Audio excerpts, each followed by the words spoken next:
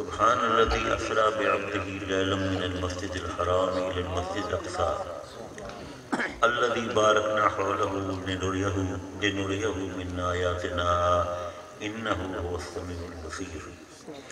صدق الله مولانا العلي العظيم وصدق رسوله النبي الأمين ونحن على ذلك لمن الشاهدين والشاكرين والحمد لله رب العالمين. إن الله وملائكته يصلون على النبي يا أيها الذين آمنوا صلوا عليه وسلموا تسليما. اللهم صل على سيدنا محمد وعلى آل سيدنا محمد وبارك وسلم وصل عليه. الصلاۃ والسلام علی علماء میں سے ہیں اور جید عالم ہیں. میں تو ایک بے علم اور بے عمل انسان ہوں اور مجھے یہ بھی کہا، میں نے یہ کہا تھا کہ میں تقریر نہیں کروں گا، میں فقط دعا کروں گا. اب یہاں انہوں نے خطاب دل نواز کا اعلان کر دیا ہے، تو خطاب دل نواز تو نہیں لیکن حضور صلی اللہ علیہ وسلم کی باتیں مجھ جیسے ناکارہ سے بھی سنے کے نہیں مانتا تھا. حضرات گرامی، یہ چونکہ رجب شریف کا مہینہ ہے تو معراج کا موقع ہے، تو اس نسبت سے میں نے آیت کریمہ تلاوت کی.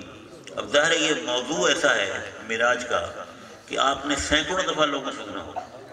میں کوئی نئی بات بیان ہی نہیں کر سکتا، لیکن مختصراً اتنا عرض کروں گا کہ موعدہ معراج حضور علیہ الصلوۃ والسلام کے اخص خصائص میں سے ہے، کامل ترین موعدہ ہے.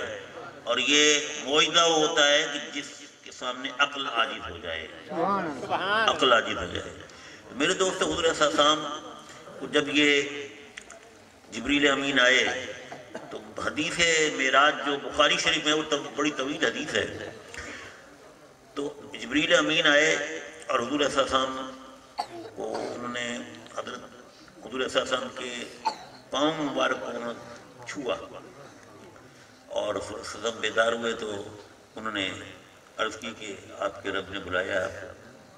ایک روایت میں نے یہ پڑھا کہ حضور صلی اللہ علیہ وسلم اس دن جس دن رات کو یہ معراج ہوئی ہے اس دن بڑی محنت فرمائی، آپ نے دین کی تبلیغ کی، لوگوں کو اس کی طرف راغب اور مائل کرنے کی کوشش کی، لیکن سارا دن کوئی ایک شخص بھی ایمان نہ لائے. تو حضور صلی اللہ علیہ وسلم بڑے دل گرفتہ تھے اور بڑے رنجیدہ تھے. تو رب کائنات کو اپنے حبیب کی رنجیدگی کیسے پسند ہو سکتی؟ تو فوراً رب کائنات نے حضرت جبریل جاؤ، میرا محبوب جو ہے رنجیدہ ہے، دل گرفتہ ہے، تو میرے محبوب کو میرے پاس لاؤ. تو حضرت جبریل گئے اور حضور صلی اللہ علیہ وسلم نے فرمایا کہ ایک آنے والا آیا اور اس نے میرے سینے کو چاک کیا. تو راوی نے پوچھا کہاں سے کہاں تک؟ تو ان کا حلقوم سے لے کر ناف تک پورا سینہ چاک کیا اور حضور کا قلب اثر باہر نکالا، حضور کا مبارک دل باہر نکالا جبریل امین نے اور اسے زمزم سے دھویا. اب کوئی یہ نہ سمجھے کہ زمزم سے دھونے کا مطلب یہ ہے کہ اس قلب مبارک کے اندر کوئی نجاست تھی، کوئی غلاظت تھی، کوئی گندگی تھی. معاذ اللہ معاذ اللہ. وہ تو سید الطاہرین ہے، سید المطہرین ہے. تو قلب اثر جو ہے اسے اس لیے نہیں دھویا گیا کہ کوئی معاذ اللہ کوئی گندگی تھی، بلکہ اس لیے دھویا گیا کہ زمزم کو یہ شرف حاصل ہو جائے کہ قلب اثر سے اس کو بس ہوا. کوثر و تسلیم کے پانیوں کو سلام، لیکن اے زمزم جو تیرا مقام ہے کسی کا نہیں، کہ تجھے قلب مستوی سے نسبت ہے. اور جب وہ جبریل امین نے دل باہر نکالا حضور کا تو جبریل نے کیا کہا؟ جبریل امین کہتے ہیں قلب سدید، قلب سدید فیہ عینان تبصران وَأُذُنَانْ تَسْمَعَ. جبریل امین کہتے ہیں کیسا دل ہے یہ، ہر کجی سے، ہر نقص سے، ہر برائی سے، ہر خامی سے پاک. اور اس دل میں کیا ہے؟ فیہ عینان، اس دل کے اندر دو آنکھیں ہیں، تبصران جو دیکھتی ہیں، وَأُذُنَانْ اور اس دل کے اندر دو کان ہیں، تسمعان جو سنتے ہیں. اس لیے سیدہ رسول ہے انی ارا ما لا ترون واسمع ما لا تسمعون. جو کچھ میں دیکھتا ہوں تم نہیں دیکھ سکتے اور جو کچھ میں سنتا ہوں تم نہیں سن سکتے. اس لیے کہ کسی کے پاس وہ دل ہے ہی نہیں جو سید عالم کے پاس. اس لیے حضور صلی اللہ علیہ وسلم نے فرمایا کہ میں آسمانوں کی چڑچڑاہٹ کو سنتا ہوں، اور سید عالم صلی اللہ علیہ وسلم نے فرمایا کہ میں جب اپنی والدہ محترمہ کے شکم اقدس میں تھا تو لوح محفوظ پر جو قلم چلتا تھا اس کی لکھنے کی جو آواز ہوتی تھی وہ میں سنتا تھا۔ تو یہ معجزہ معراج ایک معجزہ نہیں، اپنے اندر بے شمار معجزات لیے۔ اب یہ سارے معجزات واقعہ جو معراج ہے تو آپ سب نے سنا ہے۔ سید عالم صلی اللہ علیہ وسلم جب واپس آئے تو دن کو حضور نے لوگوں کو بتایا کہ رات کو رب نے مجھے معراج کرایا، اپنا دیدار کرایا۔ میں مسجد حرام سے مسجد اقصی تک گیا اور وہاں میں نے 1,24,000 انبیاء کرام کی جماعت کی امامت فرمائی، اور پھر وہاں سے پہلے آسمان، دوسرے، تیسرے، چوتھے، پانچویں، چھٹے، ساتویں آسمان تک گیا۔ پہلے آسمان پہ حضرت آدم سے ملاقات ہوئی، دوسرے آسمان پہ حضرت یحییٰ سے ملاقات ہوئی، تیسرے آسمان پہ حضرت یوسف سے ملاقات ہوئی، چوتھے آسمان پہ حضرت ادریس سے ملاقات ہوئی، اور پانچویں آسمان پہ حضرت ہارون سے ملاقات ہوئی، اور چھٹے آسمان پہ حضرت موسیٰ سے ملاقات ہوئی، اور ساتویں آسمان میں حضرت ابراہیم جو جد الانبیاء ہیں ان سے ملاقات ہوئی۔ اور پھر حضرت ستام آگے بڑھے، سدرۃ المنتہا پہ پہنچے۔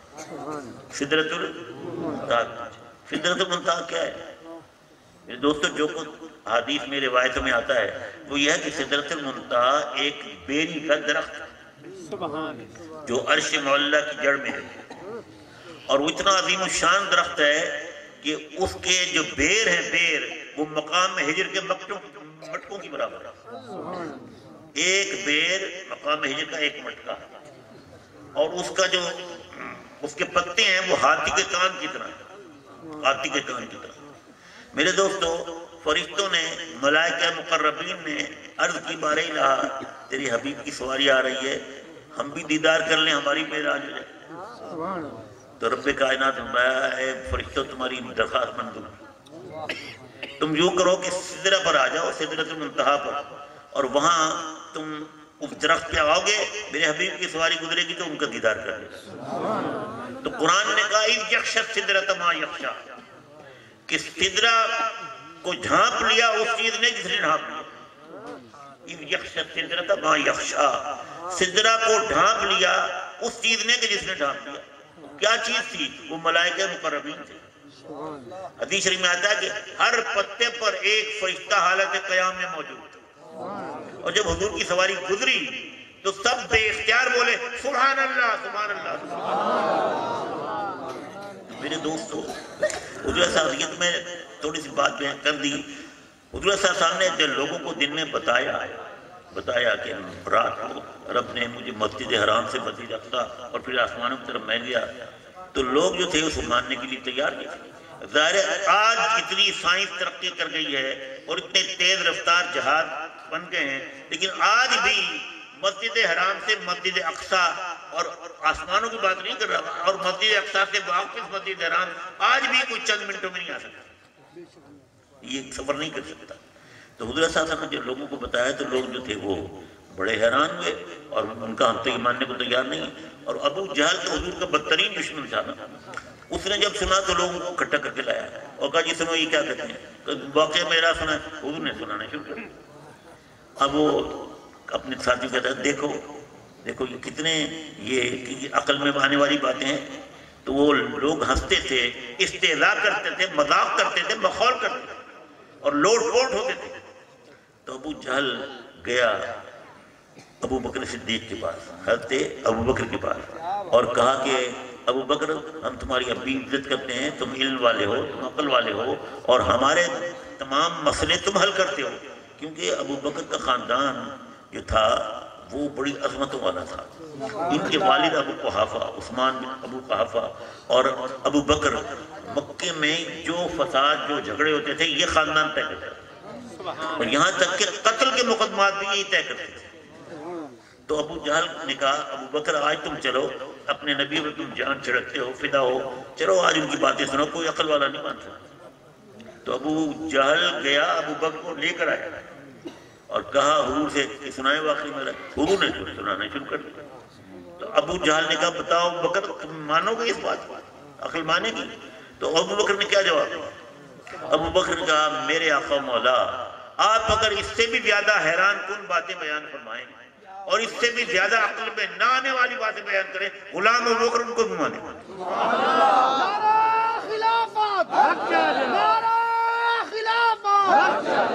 میں آخری بات کر رہا ہوں، اتنی بات کر رہا ہوں کہ یہ مکے کے لوگوں نے جو انکار کیا ماننے سے کیوں کیا؟ اس لیے کہ حضور نے فرمایا کہ وہاں سے وہاں تک گیا، آسمانوں پہ گیا، تو یہ خواب کی بات نہیں تھی۔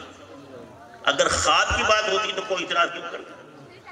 کوئی اعتراض کر سکتا؟ میں آپ کو خواب سناؤں کہ میں رات کو لندن تھا، پھر وہاں سے میں پیرس چلا گیا، پھر میں وہاں سے امریکہ چلا گیا، نیو یارک چلا گیا، پھر میں بینکاک چلا گیا۔ اگر میں یہ کہوں تو آپ مان لیں بھائی خواب میں گئے ہو، حقیقت تم نہیں گئے۔ تو آج بھی ایک ایسا طبقہ ہے جو کہتا ہے کہ حضور کو جسمانی معراج نہیں تھا، معراج منامی تھا، کہ حضور صلی اللہ علیہ وسلم خواب میں گئے ہیں، خواب میں گئے ہیں۔ خواب میں اگر کوئی بھی کہے تو اسے انکار کی ضرورت ہی نہیں، انکار کی ضرورت ہے بتائیں؟ نہیں ہے نا جی۔ تو اس وقت کے کافر اور مشرک جو تھے وہ بھی عقیدہ رکھتے تھے کہ یہ جو کہہ رہے ہیں کہ جسمانی طور پر گئے۔ آج کا کلمہ گو شخص وہ یہ کہتا نہیں کہ وہ جسمانی طور پر نہیں گئے، وہ تو خواب میں گئے۔ اتنے دکھ کی بات ہے کہ اس وقت کے مشرکین اس لیے انکار کر رہے تھے کہ وہ جانتے تھے کہ حضور یہ دعویٰ کر رہے ہیں کہ میں خود گیا ہوں، اور عربی زبان میں جو عبد کا لفظ ہے عبد، وہ روح کے لیے نہیں آتا، وہ روح کے لیے نہیں آتا، فقط جسم کے لیے نہیں آتا۔ روح مع الجسد، روح اور جسم کو اکٹھا کرو تب عبد بنتا ہے، تب عبد بنتا ہے۔ میرے دوستوں مجھے بڑی حیرت ہوتی ہے، یہ لوگ جو اپنے آپ کو کلمہ گو کہتے ہیں وہ کافروں سے بڑھ کر ہیں، کافروں سے بدتر ہیں۔ کہ کافر بھی اس لیے انکار کرتے تھے کہ یہ کہنے کا دعویٰ تھا کہ حضور کو جسمانی طور پر ہیں۔ تو میرے دوستو یہ موعظہ معراج ایسا واقعہ ہے کہ ساری عمر گزر جائے اس کی تفصیلات بیان نہیں ہو سکتی۔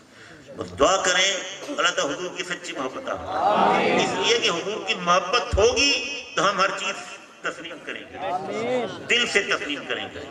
تو حضور کی محبت ہی بنیاد ہے۔ میرے دوستو ایمان کیا ہے؟ ایمان حضور کی اداؤں کا نام۔ اسلام کیا ہے؟ حضور اگر چلیں تو اسلام ہے، حضور رک جائیں تو اسلام ہے، حضور بیٹھیں تو اسلام ہے، حضور کھڑے ہوں تو اسلام ہے، حضور جاگیں تو اسلام ہے، حضور سوئیں تو اسلام ہے، حضور کھائیں تو اسلام ہے، حضور پیئیں تو اسلام ہے۔ اسلام حضور کی اداؤں کا نام ہے۔ اللہ تعالیٰ حضور کی سچی محبت آتا ہے کہ دنیا میں رکھے تو سید عالم کی محبت میں رکھے، اور قبر میں جائیں تو حضور کی محبت کا چراغ ہے، تاکہ ہماری قبر اس چراغ کے نور سے نور۔ آمین۔ وآخر دعوانا